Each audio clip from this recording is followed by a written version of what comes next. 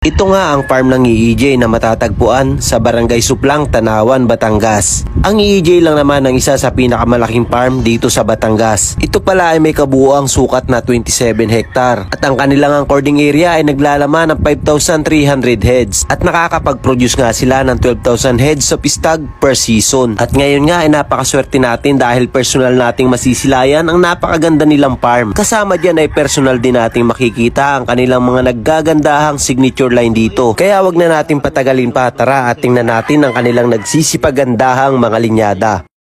Ayan mga kalinyada, pagpasok mo ng gate nila, ito yung mabubungad sa inyo dito sa farm ng EEJ. Ayan, ang mga bahay nila.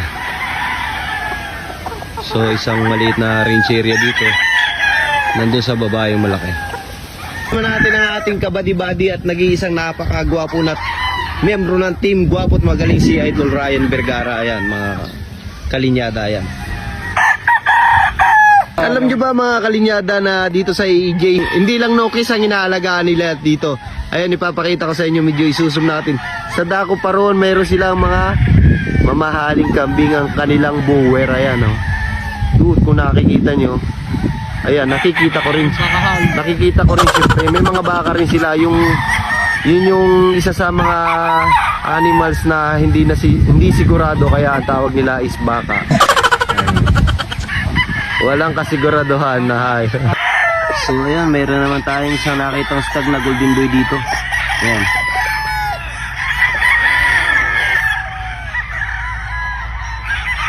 Kasunod dito ay isang magandang Gilmore.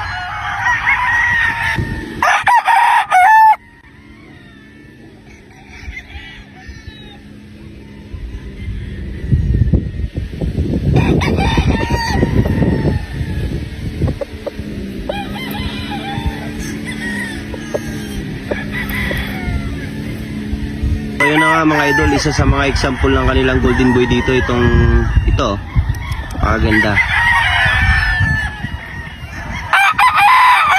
Isa sa mga golden boy sweater nila dito.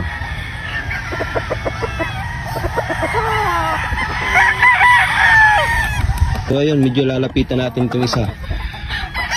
Ayan.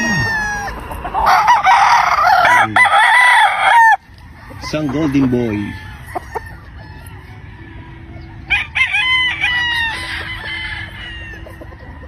Meron din silang gray dito mga kalinyada. Meron din gray yun. Straight com na gray. So impapakita ko sa inyo ngayon, isang bulik. Isang bulik.